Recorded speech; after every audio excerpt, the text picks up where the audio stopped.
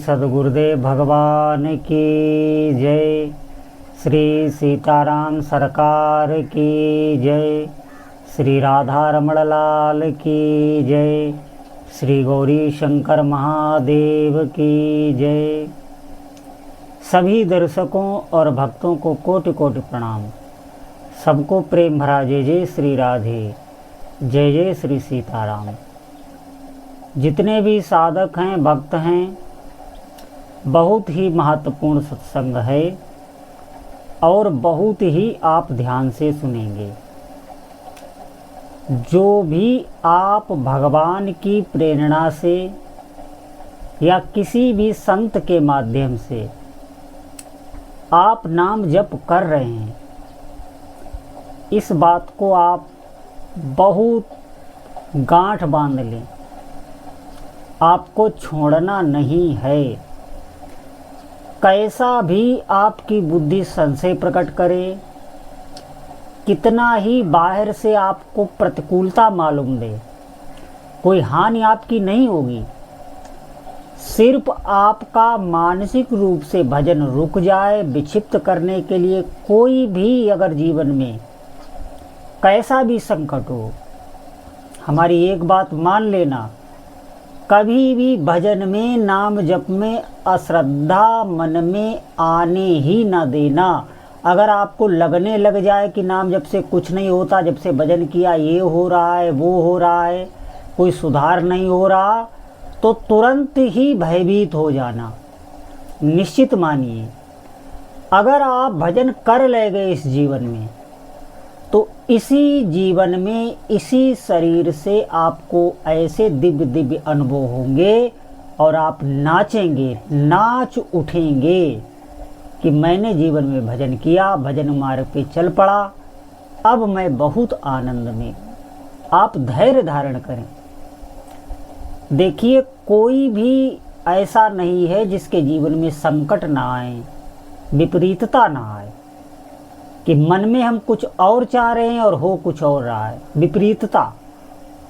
निश्चित मानिए, ये हमारे ही कर्मों का प्रकोप होता है।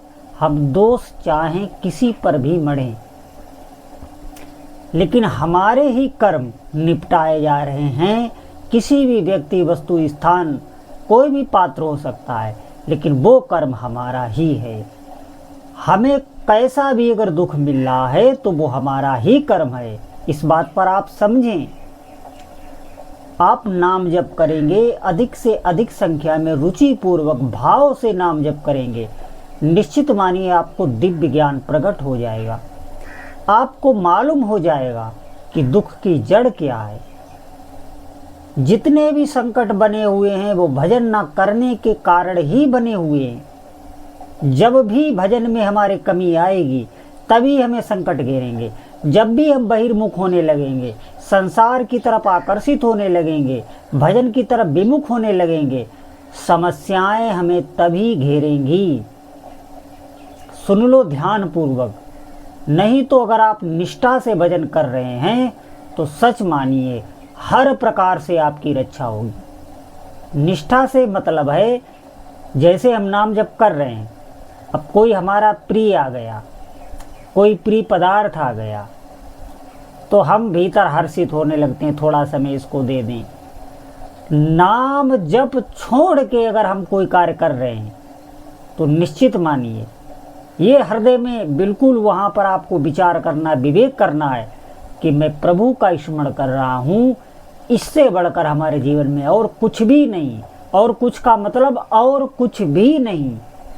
ऐसा आपको भीतर से बार बार संकल्प करना है, भले ही हम ना छोड़ पाएं। एक बात ध्यान रखना, लेकिन ये व्याकुलता हमारे भीतर आनी चाहिए, और यही व्याकुलता भजन में प्रीति उत्पन्न कर देगी। ये बहुत ही मैं सूक्ष्म बात बता रहा हूँ। अध्यात्म में भले ही आप कुछ ना कर पा रहे हो, जैसे आप भले ही इंद्रिय संयमी ना हो, अजितेंद्रीय हो, आपका मन चंचल हो, आप चाहते हैं हम जितेंद्रीय हो जाएं, हमको भजन करें, लेकिन आप नहीं कर पा रहे। लेकिन आपके भीतर व्याकुलता है, इस बात के लिए आप तड़पते हैं, रोते हैं, तो निश्चित मानिए आप जितेंद्रीय हो जाएंगे, क्योंकि भीतर बैठा हुआ परमात्मा सब कुछ हमारे भाव देखता रहता है। वो वही करता है जैसा हमारा भाव होता है, जैसा हमारा विश्वास होता है। डट के भजन करिए, कभी भी अश्रद्धा मत लाना। निश्चित मानिए जिस दिन भी हमारी भजन के प्रति निष्ठा हो जाएगी, देखिए एक बात ध्यान रखना, हम आपको व्यवहार से या किसी से मिलने से हमारा हटाने का उद्देश्य बिल्कुल नहीं है। यहाँ पर हमारा भजन में महत्व बुद्धि उत्पन्न करने का उद्देश्य है, इसीलिए ये तुलना की जाती। क्योंकि हम माला करने बैठे, भगवान का नाम जपने बैठे हैं, अमुक आ गया, अमुक कार्य आ गया, तो तुरंत माला छोड़ के और हम वो कार्य करने लगते हैं। ठीक है, यहाँ पर मैं ये नहीं कहता हूँ कि आप कार्य ना करें, कर्तव्य कर्म ना करें, आप सब करते रहें, लेकिन भजन के प्रति निष्ठा हमारी, विश्वास यही होना चाहिए जैसा कि हमने आपको बताया। भले ही आपको माला छोड़ना पड़े, आपको भजन छोड़ना पड़े किसी कार्य के कारण, किसी व्यक्ति के कारण, लेकिन भीतर से भाव खिन्न होना चाहिए कि हे प्रभु, हमारी तो सामर्थ्य नहीं है, हम माया के अधीन हैं, हमें जबरदस्ती आपका भजन छोड़ना पड़ रहा है, लेकिन हम हृदय से ऐसा नहीं चाहते। व्यथित हो जाना, भीतर से हर्षित नहीं हो जाना, तो फिर आप देखेंगे आपका भजन ऊपर उठने लगेगा। जिस दिन भी साधक की भजन में निष्ठा आ जाती है, आप सच मानिए कोई भी उसका संकल्प हो वो तत्काल पूरा होता है। ऐसा साधक अगर हृदय से कुछ भी सोच ले, जैसे ये बात मैं आपको समझाने के लिए कह रहा हूँ, साधक कोई अच्छा साधक है वो ऐसा करता नहीं है, लेकिन मैं आपको समझाने के लिए कह रहा हूँ कि ऐसा निष्ठावान साधक हृदय से कोई भी संकल्प करता है, सांसारिक भी उसका तत्काल पूरा होता है। इतनी भागवतिक, इतनी जप की तप की ऊर्जा उसके साथ होती है, ये प्रकृति उसका कार्य करेगी ही। निश्चित मानिए किसी की क्षमता नहीं है कि ऐसे साधक को आगे बढ़ने से रोक सके। ये भजन का प्रभाव होता है, खुद के ही भजन का प्रभाव होता है, और आपको ही अनुभव होगा। केवल और केवल हमें नाम जप में लगना चाहिए। ये जितने लोग भी नाम की निंदा करते, नाम को कुछ समझते ही नहीं, नाम की महिमा सुनने के बाद भी भगवान नाम जप में अविश्वास बना रहता है, संशय बना रहता है, इधर उधर भटकते हैं।